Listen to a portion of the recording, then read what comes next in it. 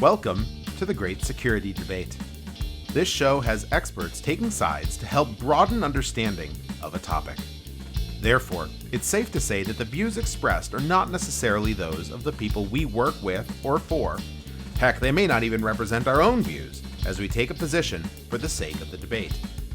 Our website is greatsecurity.debate.net, and you can contact us via email at feedback@greatsecurity.debate.net or on Twitter @SecurityDebate. Now, let's join the debate, already in progress.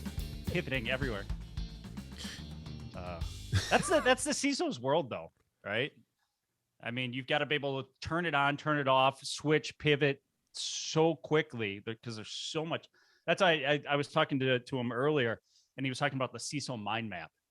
Right? Oh, Rafiq Rahman, I think it is. Yeah, that one of my favorite documents ever. It is amazing, and it's for anybody in security.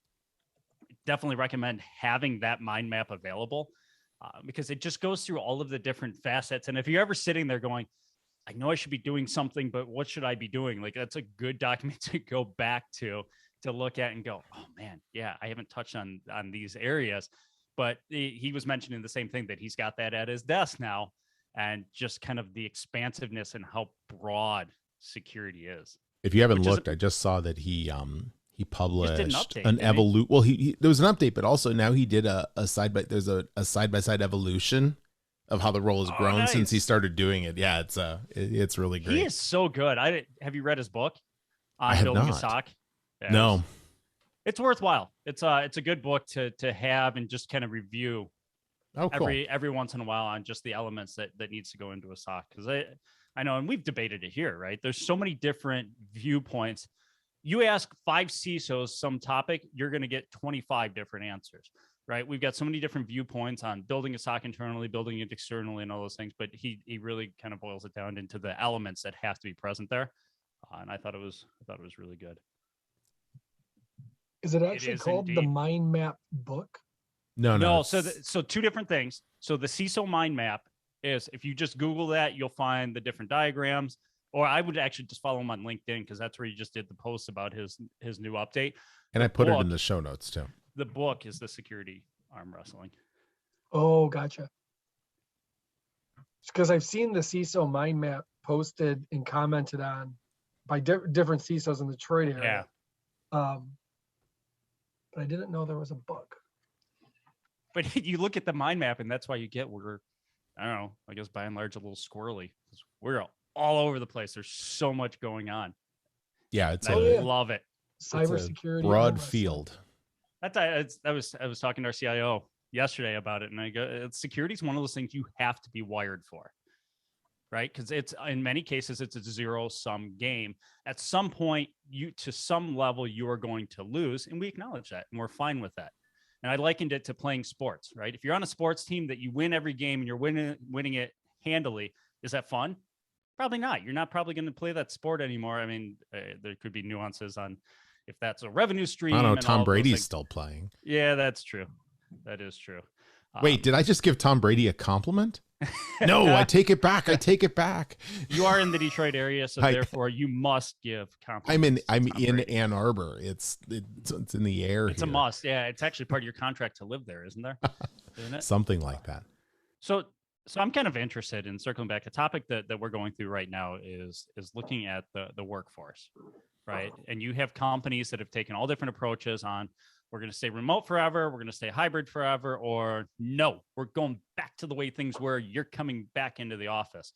And I think everybody's trying to find the flavor of that. And you meld in that, and if you hone in and let's just look at security talent pool, I feel like there's still a lot of debate going on. Do we really have a talent shortage or not? And if we do have a talent shortage, how does that play into hiring and companies' decisions to stay remote or versus going back in person? Because personally, I look at it in the Detroit area. We've got some big companies around here that are pulling a lot of talent. Mm-hmm. You know, the conversations that had recent on those that are building out a SOC that are constantly churning, trying to hire while other people are leaving. That we've got a finite talent pool here. And I see if big tech, the Googles, the Apples, whomever, start drawing upon the Detroit security talent pool, we're going to lose, right? If you had to make the decision of, I'm going to go work for Google or I'm going to work for traditional Detroit manufacturing, I think we can all guess where that decision is going to go. Well, I think those, yes and no. And I think there's a false comparison there.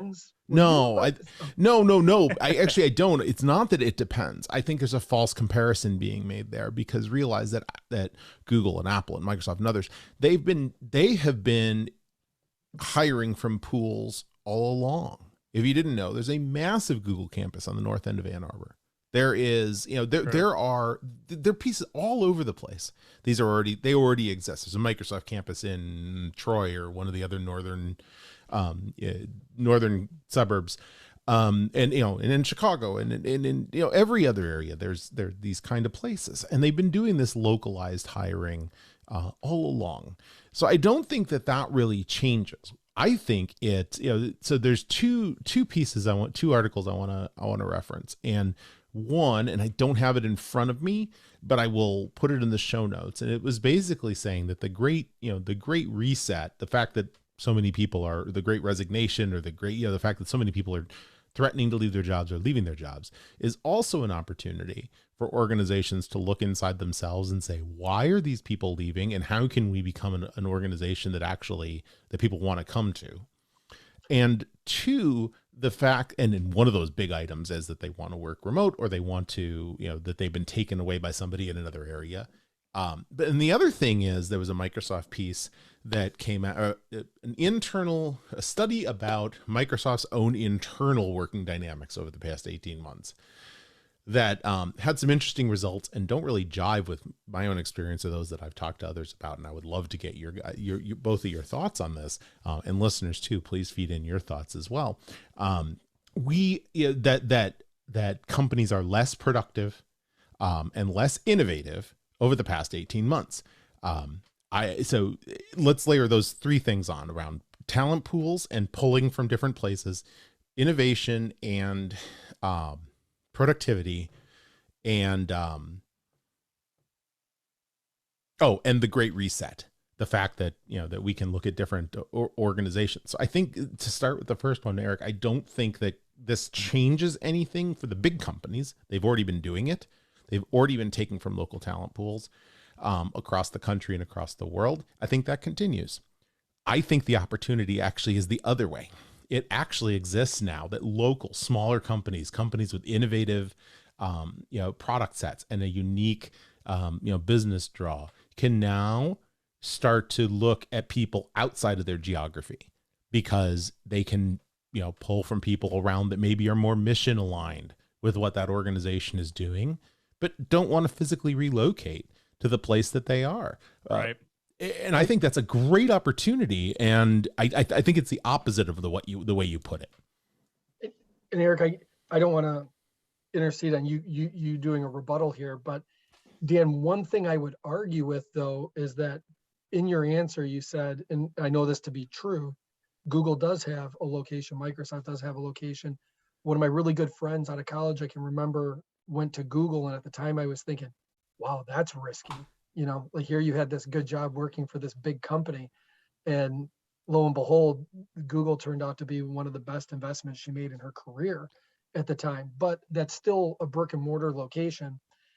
Now, if you didn't want to live in, let's say, the Ann Arbor area on the west side of the state, and you just actually wanted to live in the UP, and that was a place you loved and a place or of beauty. Kansas, Yeah, or Kansas. some place that is not where the business is. Wait, there's other places other than the Metro Detroit area? Yes, I'll show them to you someday. They're wonderful.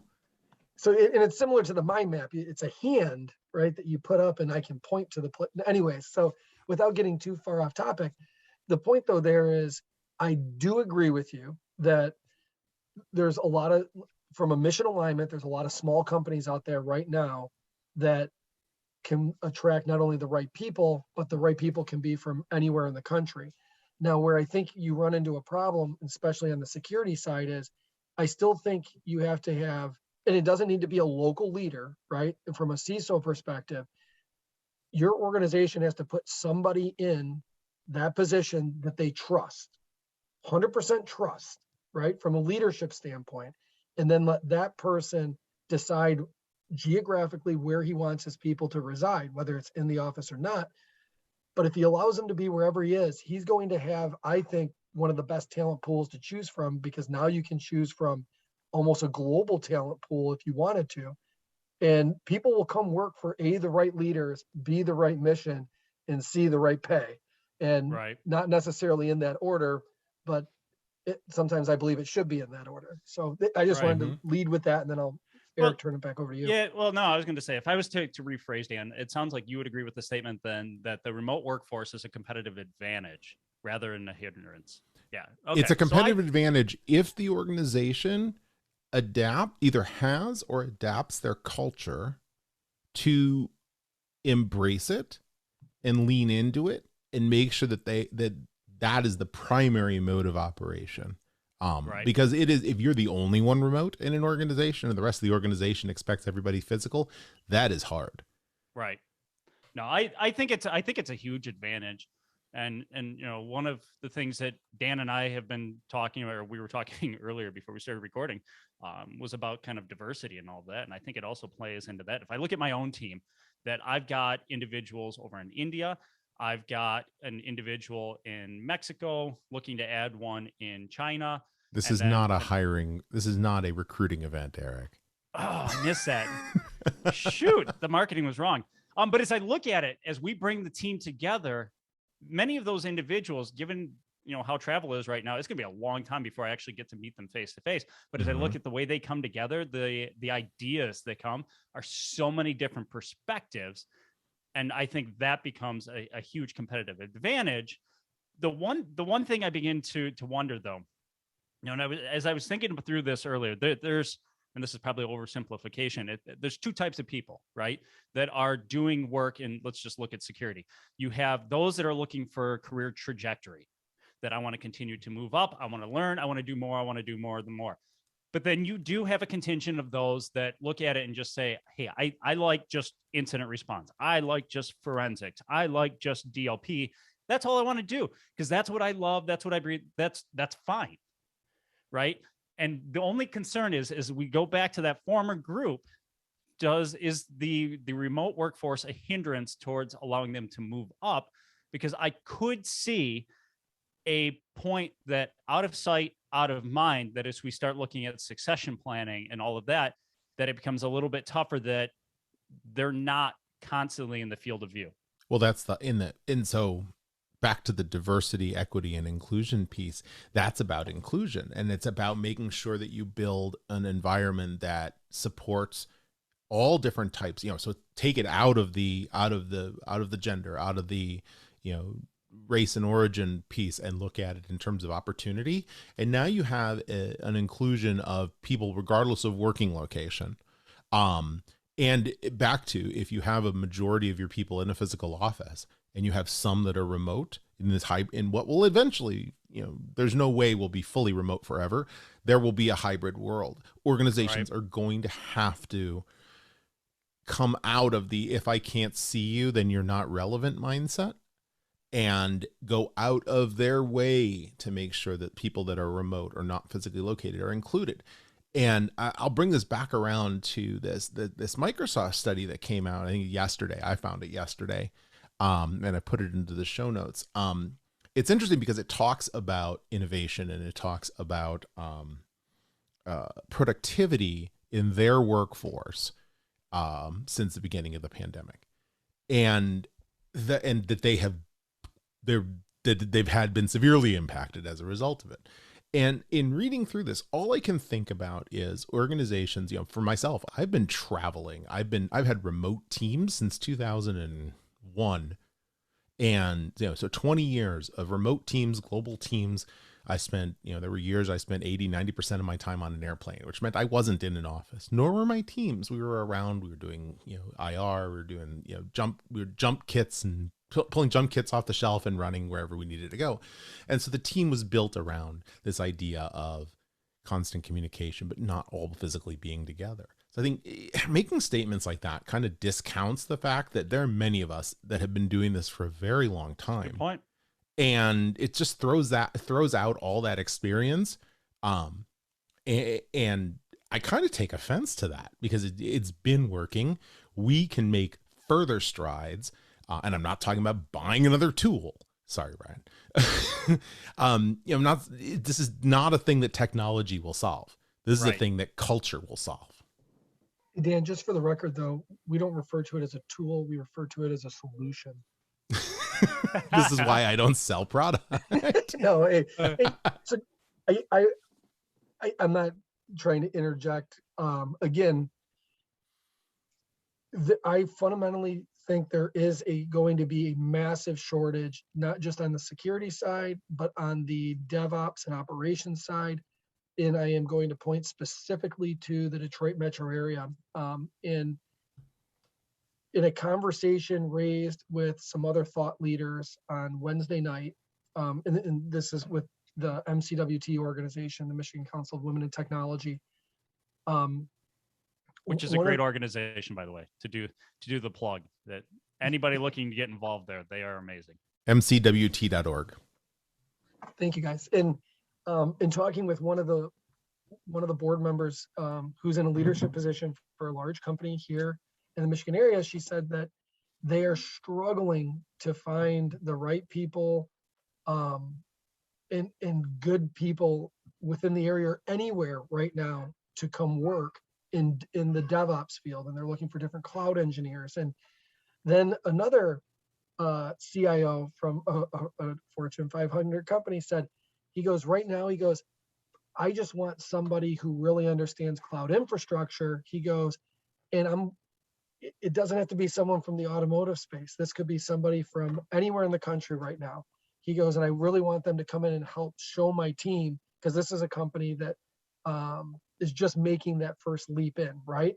And I brought to the table and said, do you guys believe that there's not only a shortage in Michigan, but across North America, but if we're going to become, the #1 state for women in technology, but also one of the #1 states for what's to come with cloud workloads and applications and services that are going to be developed around the data coming from vehicles, I go, there's something awesome to be said about what's to come. And I am right now marketing for the state of Michigan and the city of Detroit. Yes. When it comes to automotive and the technology and the data that's going to come from the vehicles, there are going to be so many opportunities, and those people don't need to reside right here in Michigan. And that's what we all came to agreement with at the table. And the one person that was amongst the group said, one of our best DevOps engineers early on said they wanted to go live in a very remote part of Montana, and they have for the last 5 years. Mm-hmm. And that person's in a pretty remote area, but has internet access, has a great somehow connection, and leads one of their biggest DevOps teams. And I was like, that is incredible. And they're like, and he has had better offers to go somewhere else, and we have made sure that just doesn't happen. And I'm like, and that right there, when you guys were starting this conversation, that's all this blinking light of that story, that conversation. And it made the management believe they were sharing the story amongst other peers in management. And it's those type of stories that little by little market themselves, right? And us having the conversation, talking about it, proving that it can work, will work. And on the flip side, I was going to say, I almost begin to wonder then that if you reframe the issue, that it's not a talent shortage, that's at the of being able to plug individuals into security, it's a good leadership shortage. And without question, as evidenced first and foremost by really bad job descriptions being written. Yes. This is my personal. Now you have to officially drop the Kubernetes one again, because that is still my favorite. Yeah, the you must have the requirement for 15 years of Kubernetes, and I think Kubernetes is what now 7 years old in total, somewhere around there. And next year it will be 20 years of experience. Right. and 8 years ago I saw one for 20 years of AWS of cloud security experience, and I think didn't AWS just turn 20 this week? So yeah. Yes, absolutely, Eric. And Brian, I want to take yours and just flip it a little and say that it's as much about being able to find people in those locations, but it's also the thing I noticed in March of 2020 was this this desire. People almost had been staying where they were and maybe weren't physically happy being because of the job they had. But not that they started out in Montana and were looking for jobs and were brought in, but I think it's also an opportunity for retention to be able to say, look, I want, all these people went here in Michigan up to their places in the UP, or up to their places up north, or they went to Colorado, or they went to, Washington State, or wherever, but they just physically picked up and went there and isolated, but were able to do their work. And in talking to quite a number of those people, the level of happiness that came along with being able to be where they wanted to be, along with the job that they wanted, was, it was quite impactful on them, both in their personal life and in their working life. And I think that has a huge impact, positive impact, and is an opportunity if companies lean into it. Now, all that said, if you don't already have people in that state, please consult your tax advisors, as there are tax implications to having people in other states. It is an unfortunate reality of the way the U.S. is set up. Please do check with your tax advisors before doing that, because the implications can be rather significant if you don't look at it beforehand. And I have, I've heard some stories about it, but so that's why I bring it up. So getting people where they want to be, giving them the jobs they want. And Erik, you brought up something before about, this two different types of people, those that are on career trajectories and those that are, we'll call them mission driven. This is the role I love.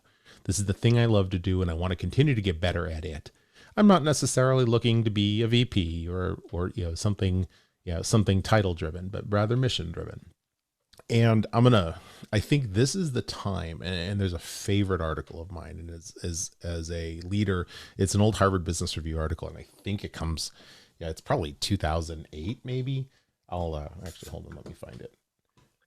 I was going to say too, mission-driven people will follow the right leaders.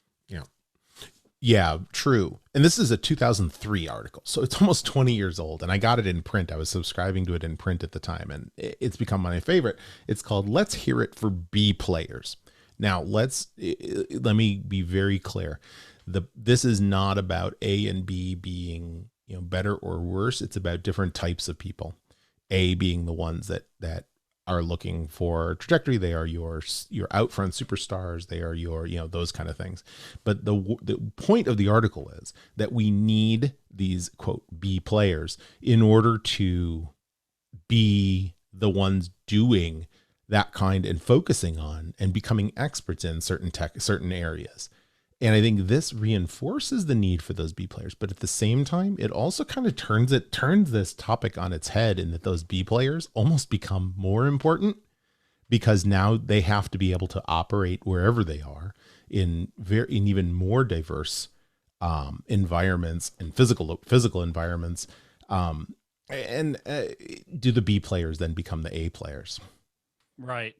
Yeah, that's interesting you bring that up, because actually I'm drawing a blank now. Can't remember if it was in Radical Candor by Kim Scott, or if it was the Adam Grant book, Think Again, that was talking about just that we've always looked at this as your A players can only be, it's like everybody I'm going to hire all type A personalities. That doesn't play out very well. Just get a bunch of those people in the room and watch the infighting.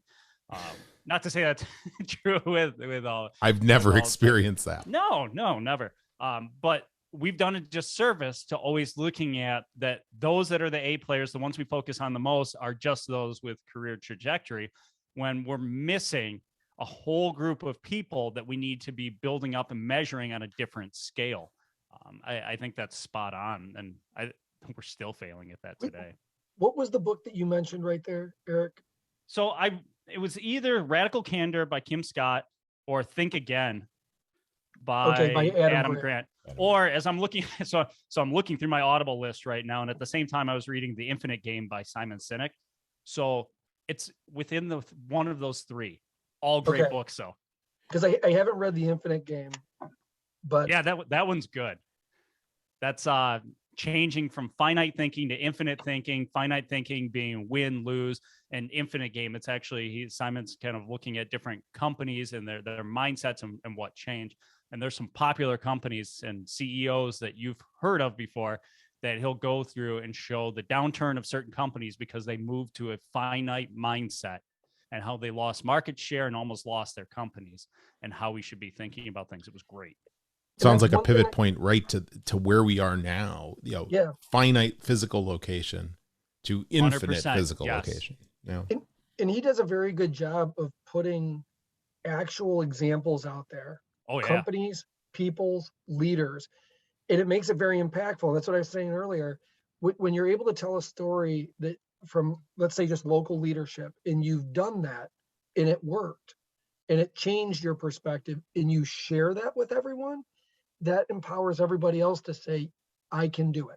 Yes, I can. So it's books like that, it's mindset, it's mantra that helps change perspective and helps get leaders to really become better leaders. Right. Well, and that's kind of the art of storytelling itself, right? That it's not ethereal. It's this, here's my viewpoint, but also here's why I have this viewpoint, and here's all the examples on why that happens. Those are great books. And I love that Audible, every time I read one, it just gives me, hey, here's another one just like it, The Marketing Machine, but it's working. Earl had posted something earlier, and I thought, I was going back to double check it because I thought it was Simon that he was quoting, but it says, when passionate employees become quiet, it usually sends a signal that the work environment has become very dysfunctional. That is very true. Yeah. Well, that's one of those things I think we far too often, and Brian, you kind of hit on the list of what employees are looking for. And the third element was compensation. And I think far too often we still look at compensation as being number one driver to retain individuals. And I'm not saying it's not a component of the overall equation, but it comes back to leadership, comes back to culture. It comes back to giving an employee a fulfilling experience and something they want to come back for, and something bigger that they're part of. That's what retains people, not just the check that you're giving them. At the risk of mentioning a state other than Michigan in this discussion, there was actually a conversation I was part of in the Great Colorado Equals Security Slack. It's for people in and around the Colorado area, that we were talking about this exact topic about money, and we actually called back to an old, unfortunately now old and hasn't been updated, study by Gallup that $75,000 at the time, and it's a little old, was enough to, that's the happiness level. If you make less than $75,000, money is likely impacting your happiness, but above $75,000, it likely is not. And if you take that into factor, I mean, sure, it's a metric. We all want to make more money, because that's how we've been wired. We're in a capitalist society here in the US, so why not? But in reality, if you're above the threshold, whatever that modern threshold is, and it's no longer affecting happiness, then it's very real possibility that the job, that the environment, that the people you work with will be greater drivers than the dollar itself. Right. Well, if you go back into, I feel like we haven't made a Toyota reference in a while in Japanese culture, so I'm going to take it in that direction. But if you look at TPS, the Toyota production system, I mean, one of the biggest things they did was focus on building up employees, pouring into them. And that's one of the key success criteria. It wasn't just about pay. It was that you are continually learning. There's additional value there, and showing that we're going to pour into you as an individual to make you better, which in turn collectively makes all of us better. And that's huge. So I want to come back to your many threads later to your actual original question about, is there a talent shortage? Now here is where I'll give you the "it depends" answer. It does depend. I think there is a talent shortage, but I think it's exacerbated by the leadership issue. It is not as great as we think it is in terms of size, but it is there. There aren't enough, but at the same time, we're not able to retain, or draw the people to organizations because of the leadership challenge, or because of the priority and focus challenge. Organizations are starting to get that security is a major topic for them. Having the question about, boards are asking what happens if the results of this decision end up on the front page of the Wall Street Journal. Those kinds of things are happening more and more. I tend to straddle into the world of compliance, corporate compliance, not GRC compliance, but the things that, the ethics, the organizational compliance, laws, rules, those kinds of things that matter out into the world a lot. And I think that they're in a slightly different position because they're not getting quite the same news coverage.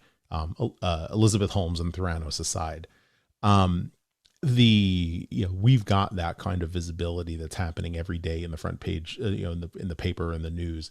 And so I think it's becoming more, which means that companies are placing more priority on it, and security is coming out of being a back office, sit down in the dark basement and crank out and quit costing me as much money, into something that's becoming more and more of a business enabler.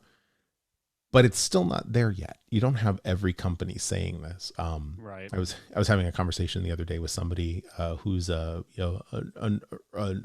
smaller organization, a startup, and the question was, when's the right time to really embrace, a strategic CISO?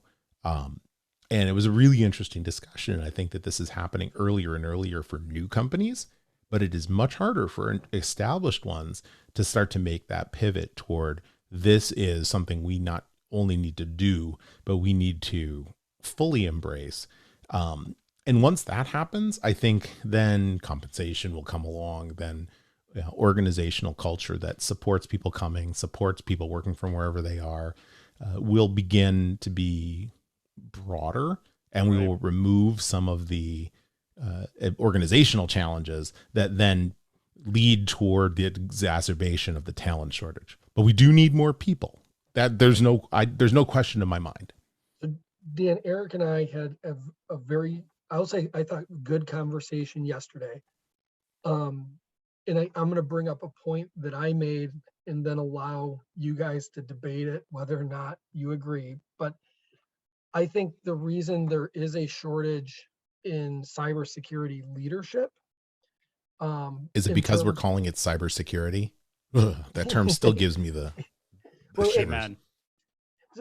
Let's just say security leadership, for organizations, because that position is now becoming a position across all enterprises, small and big, right? You need to have someone not just but here's the thing, you could take somebody from IT and put them in security leadership if you wanted to. But if you want that person to be security technical, they're never going to be security technical because they've never been in security before. So what Erik and I were talking about was, everybody at some point in their life begins to either shift to the side of wanting to be in leadership or gets groomed to being in leadership. And part of that is being exposed to either the board, to other management, right?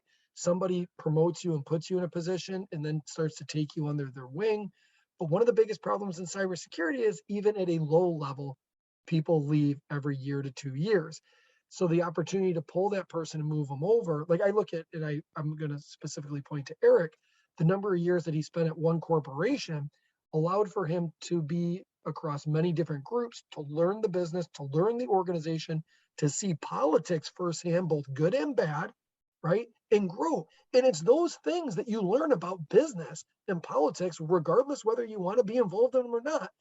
They're in every organization, and learning how to manage that is very important. So there was somebody that gave a post and said, can we remove a CISSP or this cert from a requirement to be a CISO and start putting qualifications of leadership, mentoring, ability to manage people, build teams, the ability to handle multiple fires. Those things, he goes, I find more valuable in my role today than understanding the technical nuances of X, Y, and Z. 100%. And ready? Soapbox moment. And we've talked about this here. And we created this. We created this by this focus on certifications. And you have to have all of these credentials. You see the LinkedIn post that's going around that me and all my friends, after, we liked and promoted each other with all of the medallions and stuff all over them. But that's what we did with certifications, that we so focused on creating the technical CISO that at some point we missed and realized this person is still a leader. There are still people. There's an organization under the CISO, and we didn't build up those skills. So what happens? Going back to what Dan was saying in the way and working with the organization, many security organizations turned into the Nick Burns organization. Move, security's taking over.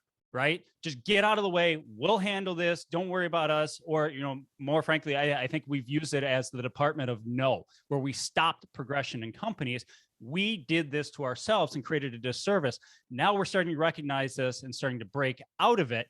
And you're spot on, Brian, that there has to be a change in understanding that we need to focus on leadership as being kind of one of the core components of security, not just the technical elements.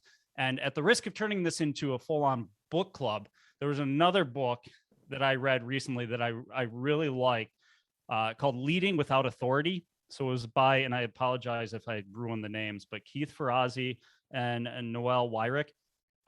It was phenomenal in going through, and the claim is made that organizations that continue to still do this top-down, that the leader says you shall do this, and there's a bunch of worker bees that just carry it out, that they are going to cease to exist. It's all about co-elevation.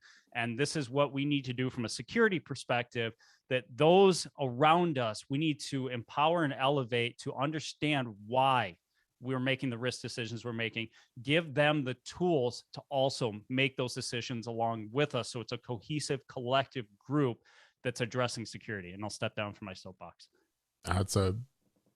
There's nothing to argue with in what you just said, or even, debate or question. We have done this to ourselves. Well, we've done it to ourselves along with the market that likes to push certifications, that like the industry that lives behind it. So, I'll be the guy who yells at clouds for a while. The old guy who yells at clouds. I think I'm at 20 years now on my CISSP. But it was back at a time when it was a paper test. There were no boot camps. There were 3 books, and they guided you through the books of knowledge, and you read them and you had the experience and you did it, and we liked it. And I think that unfortunately all certifications on their own in their earliest days are in their purest form. It's when the businesses that get behind them and the money trucks start coming along with it that they start to get polluted, and boot camps arrive. And the certification for the sake of certification arrives. But we stop looking at we stop looking at it other than with the original intent of what that certification was intended with, to actually get qualified, experienced people to a level. Look at board certification in the MD world. You have to be able to not just pass a test, but also have, practical real world experience. And I think SANS and GIAC continue to be able to give you the closest thing to this now. And there are places for that, but as far as I know, I don't believe there's a SANS GIAC leadership qualification. Maybe there could be. It'd be awesome. There actually might be. They continue to expand. They've done a really good job of expanding that out and covering so many. I think there's a leadership track now since they made the move to where you can actually get a master's now in there. Oh, that's right. That's right. So I mean, I'm with you. And if you look at it, the parallel back to your university degree, you come out of school and you're very focused on, people will look at my grades and they will use this as the basis for my hiring. Well, in the 90s, when that was still part of it, I think we're getting farther away from it, but there comes a point in your career where your experience speaks for itself and not the grades. And I think following a similar mindset on hiring, you use, early quantitative benchmarks to try and find people in their earliest place when they don't have a lot of evidence to support their direction. It makes sense. Again, as long as it doesn't get clouded by boot camps and artificial score elevation, or, I feel the same way about SAT and ACT and other instruments like that. But then you start to use experience and you start to use real world successes and real world capabilities as the definition of the person you want to hire, the person you want to bring into the organization, or the culture you want to help drive in the organization, and not rely on letters after a name. Yeah, Right.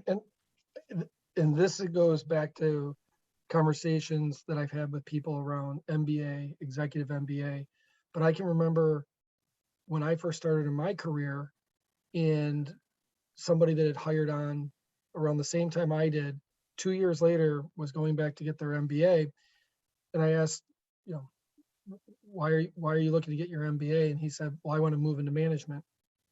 And I thought to myself, I already knew after 2 years that you would make a terrible manager. The only reason you want to get your MBA Is to overcome that. is to over. So like when we were talking earlier, like you'll get promoted to whatever level that you become incompetent.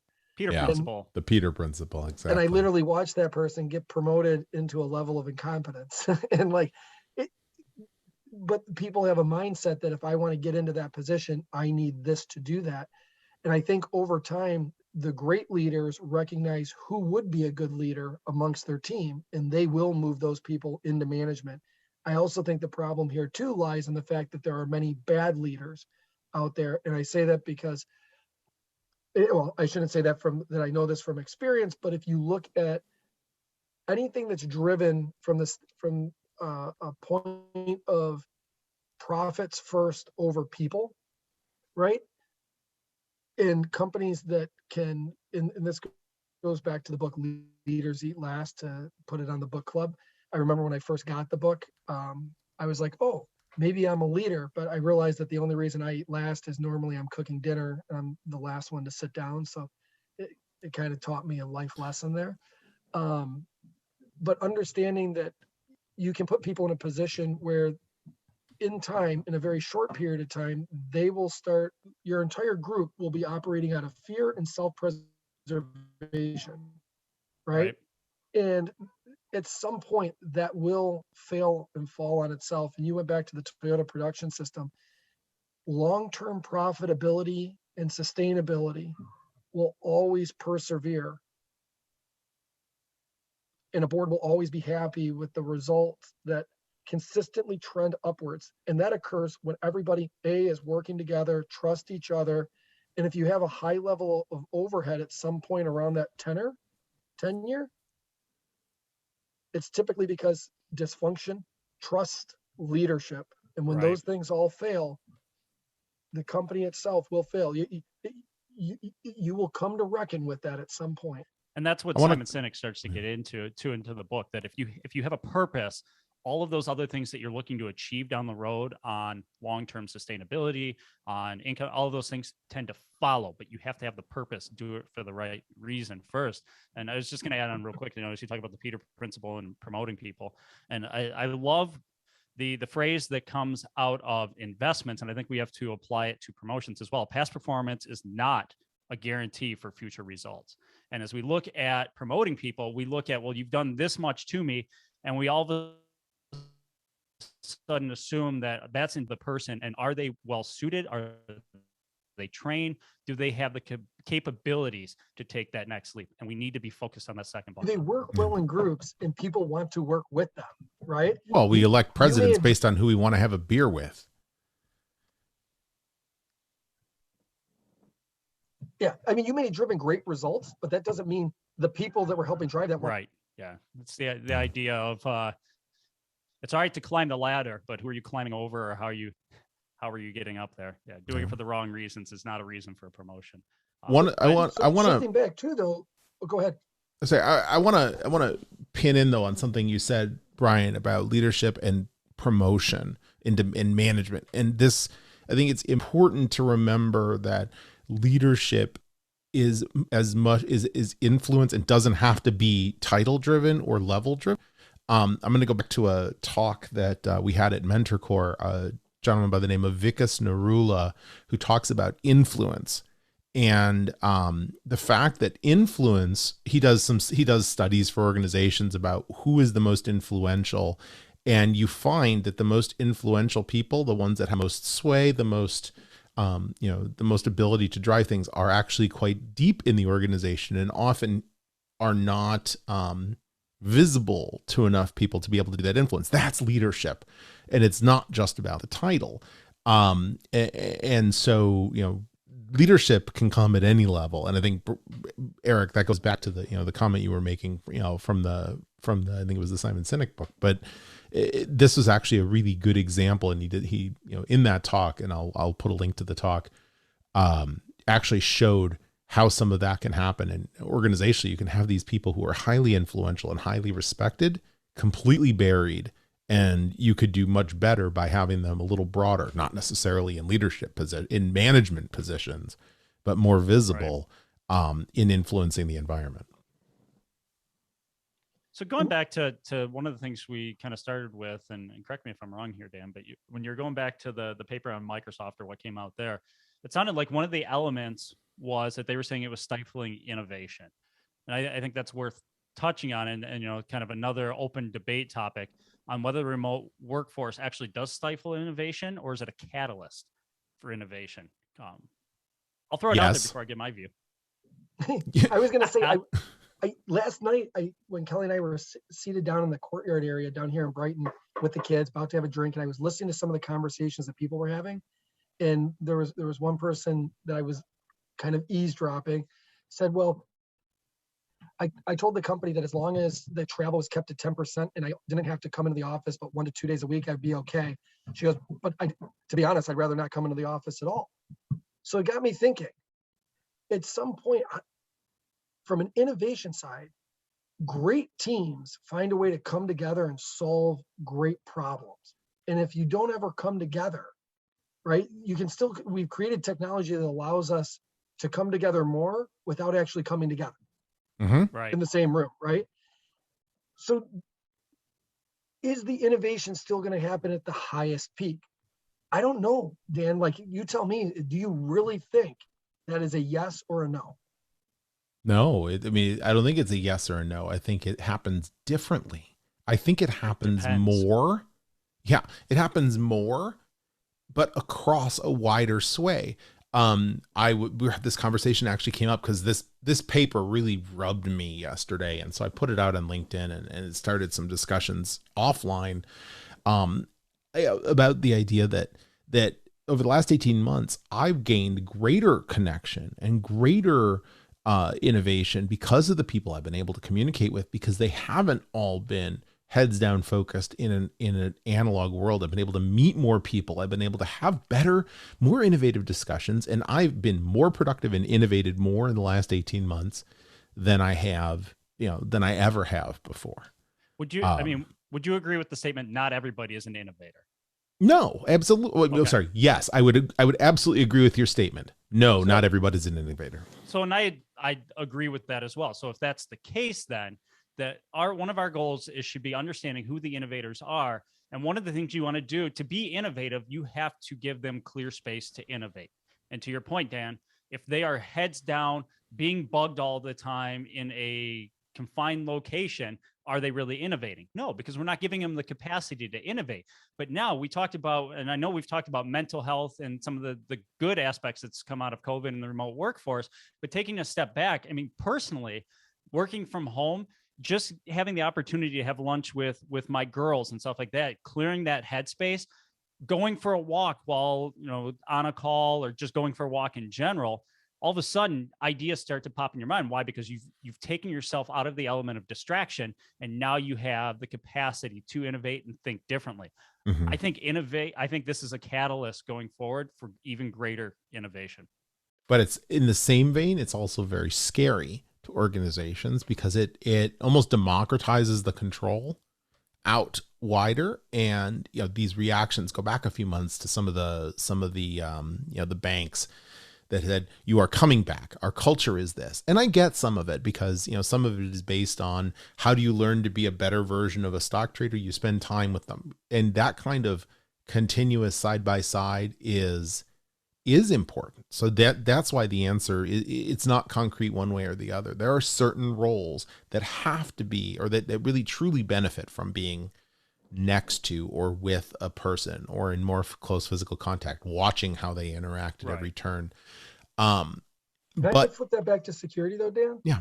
Because in the same breath, I also read an article that said, if we continue to stay remote, we can never be fully secure. This is a cybersecurity nightmare problem. And I'll find the article. And share what it with tool you. were they selling for an endpoint or for a, you know, there was a tool involved in that. And It was a consulting company. oh, okay. Sorry. And, yeah. And I would have to go back and find it. So in that same breath, when you say, and if I look at it too, from an innovation standpoint, you look at the campuses that Google and Apple and all these people built, right? In Silicon Valley, we have ping pong tables inside the cafeteria rooms, and we offer free sodas and free this.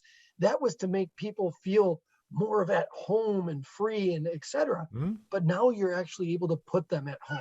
And if you took some of that money and allowed them to build that space, great things can happen. Yeah. And if anybody was wondering what that sound was in the background, that was my youngest child agreeing that, yes, Daddy, you can be extremely innovative in a work from home environment. And get to have lunch with us. Right. But now, Brian, Eric, the other part of the discussion I was having last night on this was that meetings in the last 18 months, people have had more meetings, more end to end. They're starting earlier, they're working later. It's more tiring. Yes, absolutely agreed.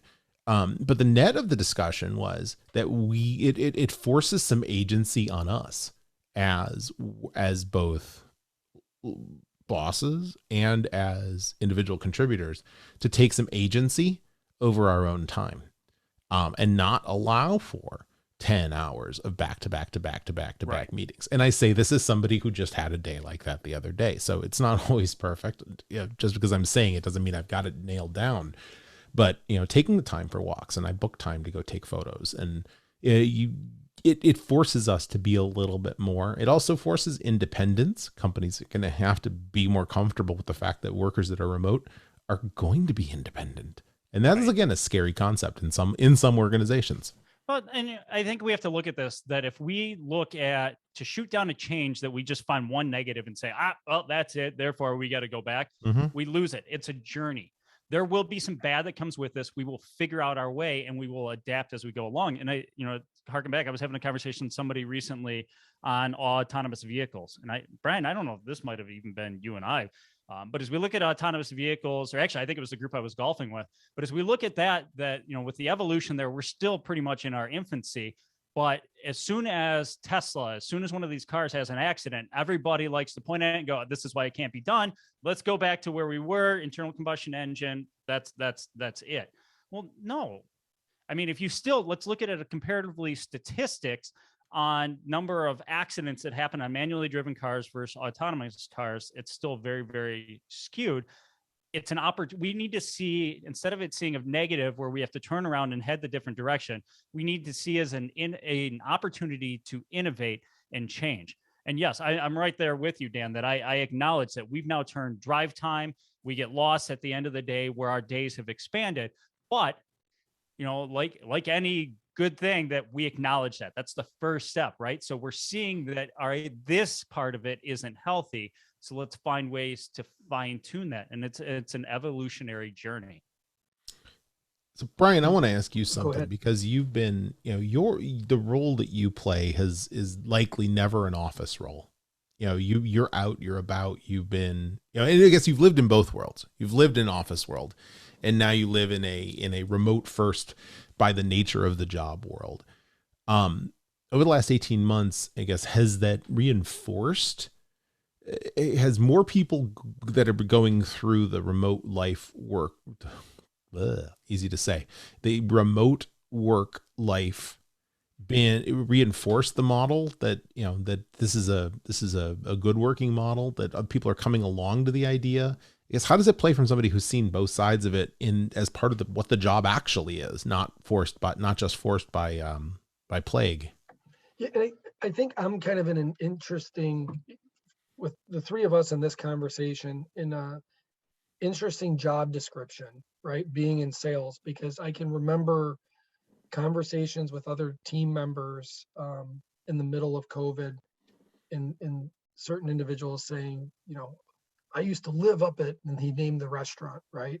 he's like, that's where I got all my business done. He's like, I had a standing seat, at this one location, and that's where I worked from. I'm like, it's been so hard to get together with people, and their way of doing business was literally just lunches and dinners and getting together and so forth. And I do think sales, a big part of sales is building relationships, but it's the relationships you're building trust.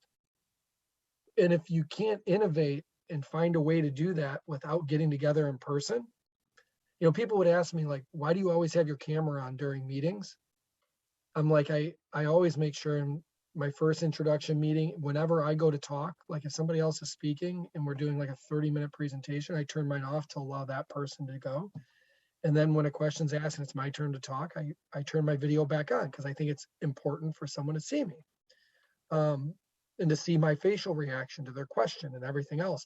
There's always, I believe, telltale signs with everyone. And I think it's going back to when you're a leader and you're looking to say, who's the next person I want to bring up? You can tell when someone's actually listening to you and absorbing what you're saying and when someone's just sitting there hearing. There's a big difference between that, right? And well, I missed some of the getting together part, and I think you guys know me pretty well. Like, I love food. So I love a good And we dinner. love your food. But I think there's also something to be said for being innovative in how to do business from a sales perspective remotely. Most sales leaders would say, well, getting together and having those type of events and doing that stuff helps, build pipeline and drive. Yeah, I would agree there too, especially if you're looking for that person to get to know you and trust you. But there's also other ways to do that. And I think you kind of have to be respectful of both sides of it. I think it's very difficult for someone that's been in my position for 10 plus years to be able to transition to be innovative without getting together in person from a sales function.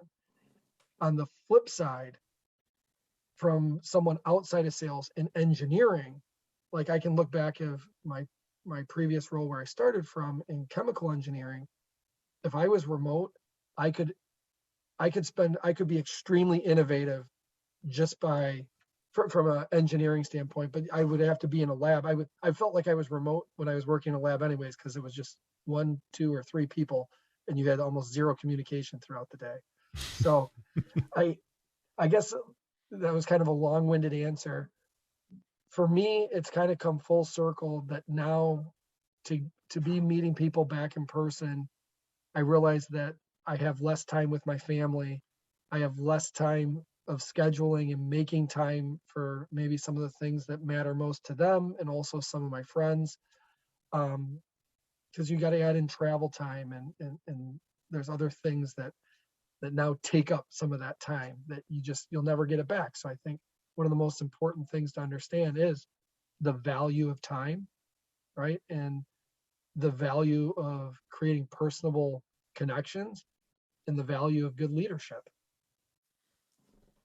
Yeah, and I think that's is as important for internal teams. All the things you talked about in terms of building relationships and trust with people that you're selling to or that you want to build relationships with externally. I think that's equally as important as we go into this model internally too. How do you build teams? Erik, you've been remote since you started the job you're in.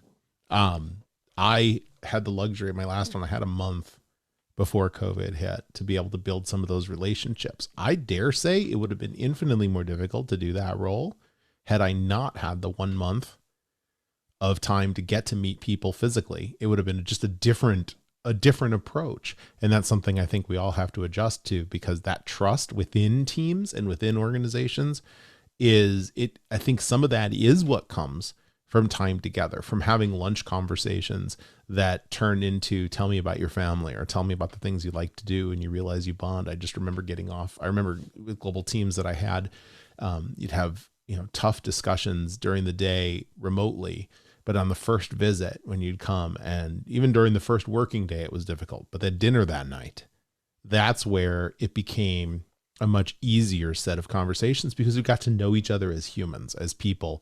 And then the next day in the office was a very different dynamic.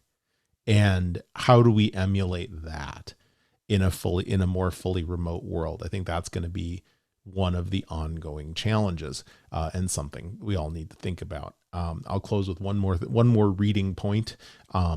It's I believe a Wall Street Journal article that came out recently. Actually, Twitter has been promoting it endlessly within my stream about going to work for the first time and meeting your colleagues that you've never met before. They may surprise you. You might be surprised by, the person that's not just in the little box on your screen. So, I think at the end of the day, the answer to remote versus in person and some of the issues with it is absolutely it depends. And we can't live at one end of that spectrum or the other. And with that, we do have to close this episode of the Great Security Debate. Thank you, Erik. Thank you, Brian. Another wonderful discussion. I can't believe how fast this hour went. And for those of you listening, we hope you enjoyed. If you have questions or comments or feedback, we'd love to hear it. feedback@greatsecurity.debate.net. And our website, including all episodes, are available on www.greatsecurity.debate.net. And you can find us on Twitter @SecurityDebate. We look forward to seeing you again for the next Great Security Debate.